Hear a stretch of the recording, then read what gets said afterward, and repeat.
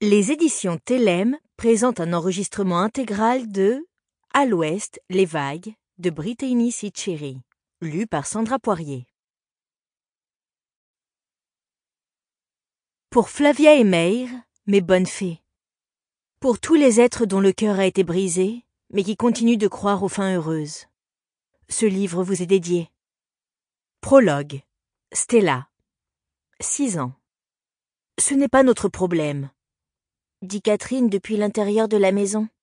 J'étais assise sur la balancelle, sur le porche à l'arrière de chez Kevin. Mamie était à côté de moi. Tout le monde l'appelait Maple parce qu'elle était aussi douce que du sirop d'érable.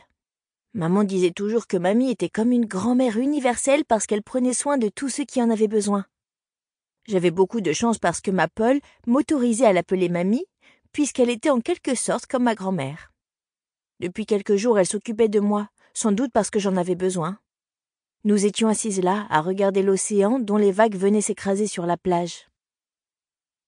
J'adorais la maison de Catherine et Kevin, et j'étais ravie lorsque Mamie me laissait l'accompagner quand elle venait y travailler. Mamie avait été la nounou de Kevin lorsqu'il était petit et, une fois qu'il était devenu adulte, elle était restée comme gouvernante. Kevin avait connu maman lorsqu'elle avait commencé à faire le ménage chez lui.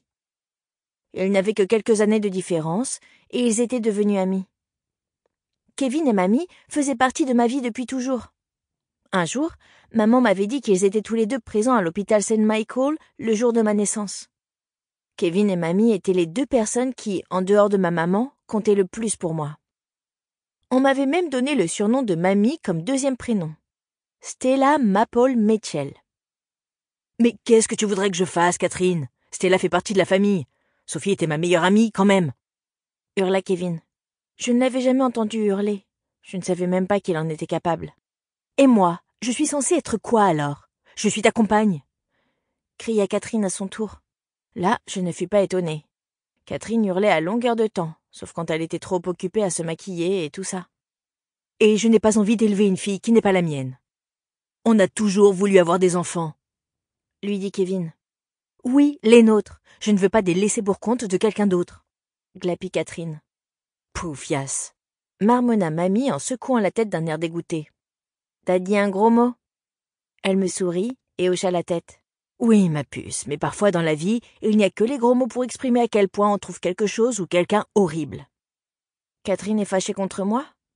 demandai-je en jouant avec le collier de coquillages que Mamie avait confectionné pour moi. Mamie collectionnait les coquillages et, depuis que je savais marcher, nous arpentions la propriété de Kevin en ramassant des coquillages. Sample complete. Ready to continue?